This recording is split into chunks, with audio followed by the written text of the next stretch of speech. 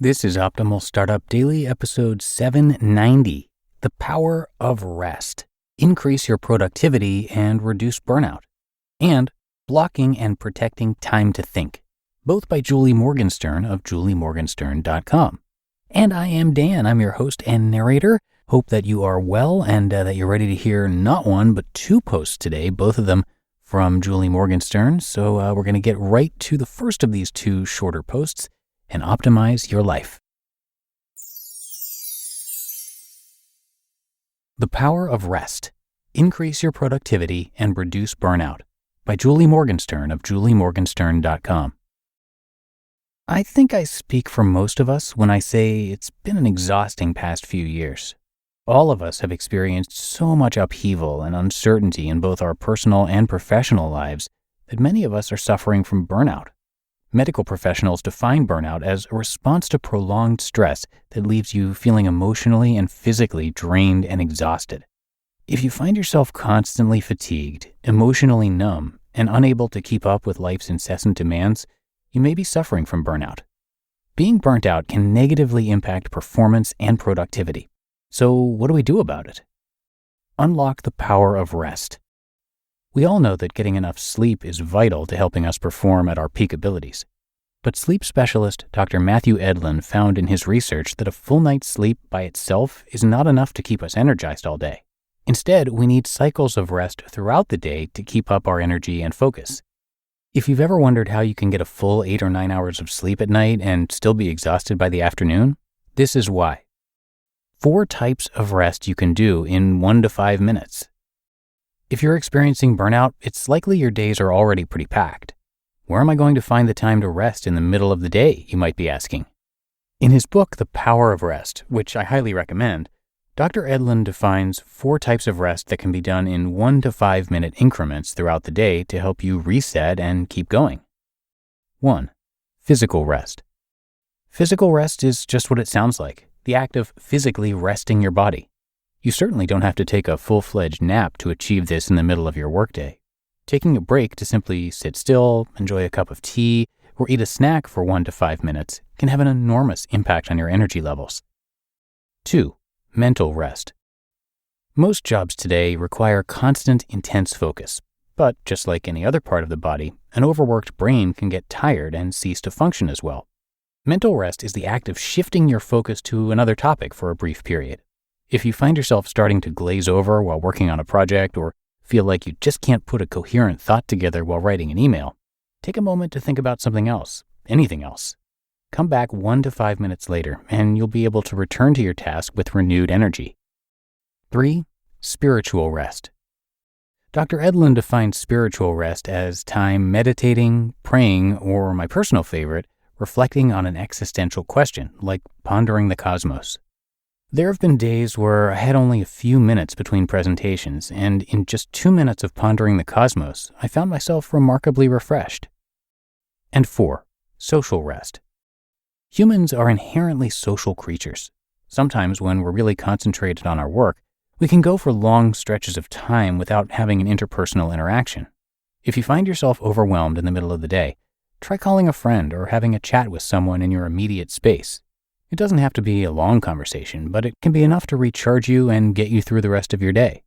The antidote to burnout is rest. Even if you have a busy schedule, short interludes of purposeful rest can be a game changer for your productivity and well-being. Over the next few days, try stopping a few times a day for 1 to 5 minutes and rest physically, mentally, spiritually, or socially. See how your performance changes from this simple act. Blocking and Protecting Time to Think, by Julie Morgenstern of juliemorgenstern.com. Do you crave time to do your deep thinking work during the workday and not on nights and weekends? Too often workdays are filled with demands for back-to-back meetings, dozens of emails, IMs, and Slack messages that our days feel out of our control. Even when you set aside time to think, you are likely to give it away. Yet investing time in strategic planning, writing, innovation, process improvement, or learning helps us shift from reactive to proactive and go from working hard to working smart. The key is to block the time regularly and then protect it so that you can use those blocks as intended for strategy, creative problem solving, and looking ahead. That is how you will make your unique contribution. The solution is all in the planning. Block time daily. Habits are built on daily or weekly practices, not erratic ones. Begin by claiming 1 to 2 hours per day for your high-level thinking time at an ideal time of day. For many, it's the first hour or two of the day, when your mind is fresh and you still have the rest of the day to deal with the same-day crises and urgencies. For others, it may be sometime between 12 and 2, when it's perfectly reasonable that one could be at lunch. You still have the morning and rest of the day to be available for meetings and reacting. Occasionally, it works to do quiet time at the end of the day, but usually only if you're working across time zones and the hours between 3 and 5 p.m. are quiet because your colleagues in another part of the world have left for the day. Plan your deliverables for each time block. To protect thinking time, decide the day before exactly what you're going to do in that legato hour. This works well combined with another strategy I've written about, plan tomorrow plus 2. At the end of each day, look ahead at tomorrow and decide specifically on a deliverable you'll produce in that time. Review last year's strategic plan to identify what was accomplished. Write rough first draft of a blog. And find 3 studies that support your opening argument.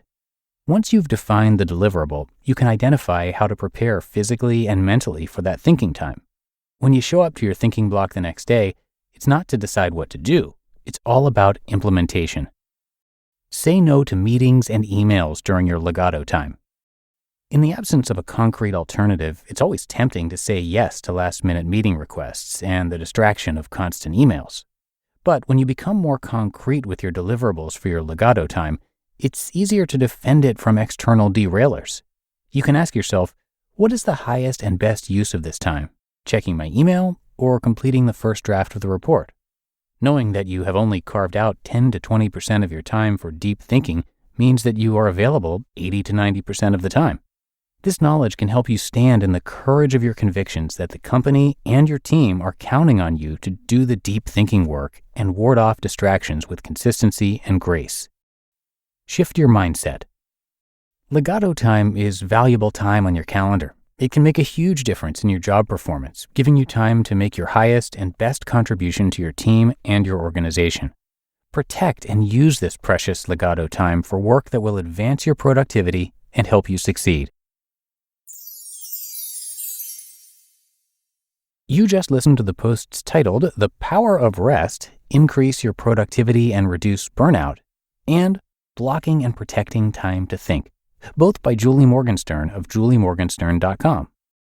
And thank you to Julie. Julie Morgenstern is an organizing and productivity consultant, New York Times best-selling author, and speaker. For over 25 years, Julie has been teaching people all around the world and at all stages of life how to overcome disorganization to achieve their goals. She is the inventor of the inside-out approach to organization and the brain behind their services. She has a bunch of great articles and much, much more on her website, which again is juliemorgenstern.com.